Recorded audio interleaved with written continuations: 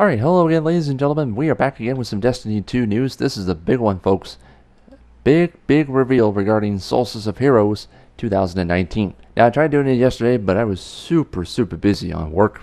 And I tried doing it on Microsoft Edge, but it was an absolute pain in the butt right here. So, without further ado, I think we're just going to get right into it right here. So, Solstice of Heroes, obviously, it's a grand tradition among the Guardians. This is the last big event before we get ready for the next year in Destiny.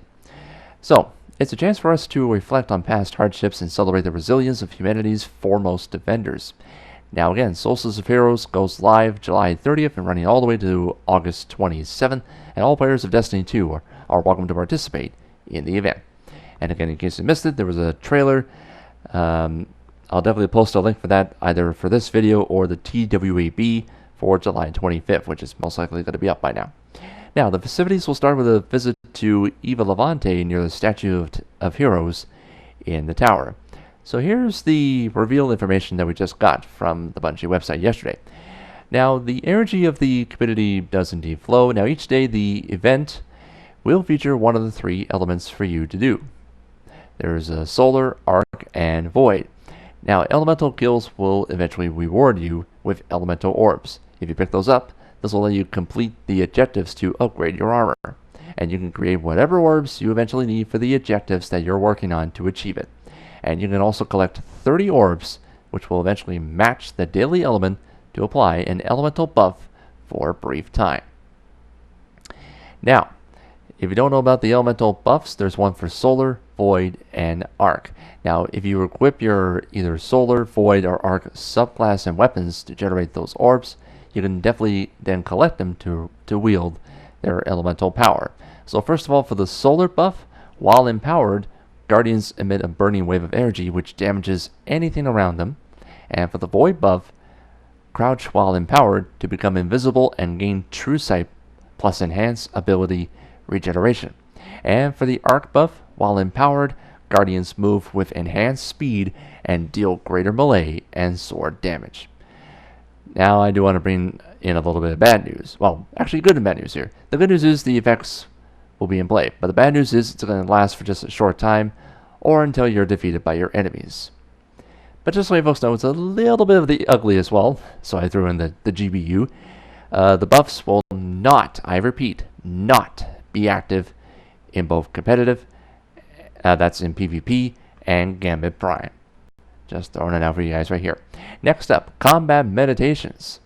Now, Eva Levante and Ikora Ray both have created a new ritual for you to try and hone your skills and take full advantage of the new elemental buffs. Excuse me.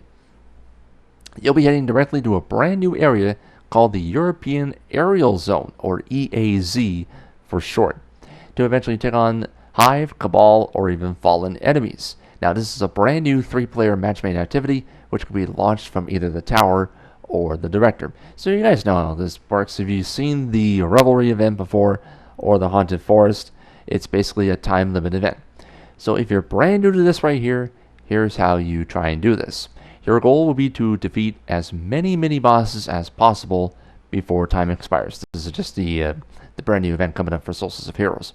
When your time runs out, you'll be faced off against the final boss, which is pretty much identical to the Revelry event. Now, once the boss is defeated, you'll be set out across the EAZ in search of the treasure chests. Now, the more mini-bosses you defeat, the more treasure will eventually await you. Now, the chest does contain Solstice packages that you can open with Solstice key fragments earned by completing any activity during the Solstice of Heroes event. Now, the activities does include the following: PvP, pretty sure Gambit as well, Raid possibly as well, strikes, and so on. So there's a lot of activities that you can earn fragments during Solstice of Heroes. And again, it's pretty much similar to Essence of Dawning. So what's in the packages that you ask? Well, first of all, if you get a Solstice package reward, this will include the following: rare and legendary gear, enhancement cores, and materials. Now, once you earn the legendary Solstice armor, those packages will reward you with additional armor. So you can definitely hunt for some roles with enhanced perks. Now, if you manage to collect all of the Solstice legendary armor sets on all 3 classes, I'm pretty sure it doesn't necessarily have to be masterworked, I think. but we'll find out when it launches. But once you get all 3 classes with legendary armor sets, you'll be able to get access to the brand new Sparrow called the E337 Void Streak. Now, how do you upgrade your armor? Well, the armor sets will definitely need to be upgraded from their drained, in quotation marks, uncommon state to their renewed, rare state. Renewed in quotation marks, of course.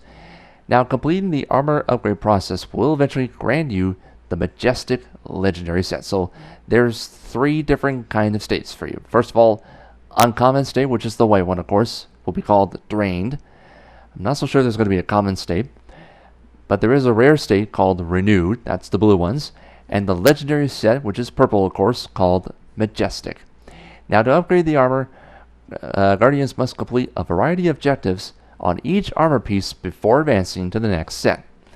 So you have to complete every single one of those armor pieces in order to upgrade it. That's the helmet, arms, chest, boots, and the class item. Now, there is going to be a final set of objectives available to unlock the Masterwork version of the set. And I have no idea what it is, but I cannot give it away, otherwise the company will shoot me in the head for doing it. Just like the old Ace of Spades to the head. Now, it goes on to say as well, we know that while upgrading these sets is a fun experience, it does take a commitment of time and effort. At least it feels like a bummer earning this set just to have the new armor system, but it's somewhat obsolete when Shadowkeep does release on September 17th. Now, based on the player feedback, they're going to make the Solstice of Heroes armor set the very first 2.0 set that you will receive, assuming that you eventually earn it, of course. Now, whatever full legendary sets you will earn will now have their new Armored 2.0 versions waiting for you to pick up from the gunsmith when it releases September 17th. Now, you'll only be able to see the set for the character that you are logged in as, and of course, you'll switch characters to claim other eligible sets as well. Now, of course, we move on to extras. Now, there's also going to be a brand new offering from the Everburst store, but unfortunately, no event engrams this year. But every single item will be available for direct purchase using both silver and bright dust. I think I need a drink pretty soon. Now, again, all Everburst items will be available for bright dust at some point during the event. Armor glows are going to be coming back, and they'll be available for you to add to your Solstice of Heroes armor sets. They'll eventually show up on any version of the set to provide Guardians with an enhanced look. Armor glows will shine the brightest when your subclass element aligns with the element of the glow. Of course, you'll be able to purchase the entire sets for either silver or bright dust, and they'll remain available for use until Solstice of Heroes ends. And of course, there's a lot of cosmetics that will be available in the stores as well, which will include the ships, sparrows. There's even like, I will admit, after seeing like the summer ghosts, the items right there, oh man, they look so cute. Like the beach ball, sunglasses, just to name a few. Oh man, it does look so good. And a few emotes in task as well, and yeah, there you go. I think that pretty much covers it right here, folks. Oh, and one more thing before we go. As mentioned, there is going to be 2 additional Moments of Triumphs, which will be available during the Solstice of Heroes event as well, to help you complete the 2019 title seal. And one more big announcement before we go, folks.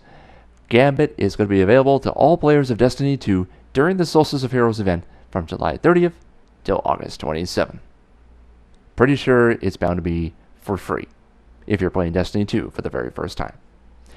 But on that note, I think that is a cherry on top, and that is all she wrote. So thank you again for watching this, everybody. And now would definitely be a fantastic time to subscribe to the channel, because we're dangerously close to 1,100 subs. Can we hit it before either Shadowkeep launches September 17th or before Gamescom 2019, which, by the way, goes live in Cologne, Germany, August 20th to 24th. Hopefully we'll hit that goal as soon as possible. But I'm leaving it into the power of your hands. It is free here on YouTube, so definitely hit that subscribe button. Don't worry about paying $4.99 on Twitch, because I don't do that on Twitch. I do it here for free on YouTube, so I'm leaving it to the power of your hands. And of course, notifications are turned on by hitting that bell to stay up to date on the latest gameplay content if you are indeed a subscriber. And of course, a rating is greatly appreciated, which is a thumbs up thumbs ups. I forgot the S in there. To try and support all the videos as best as possible. So we're out of time. Thank you for watching this. We'll see you later. Take care, everybody.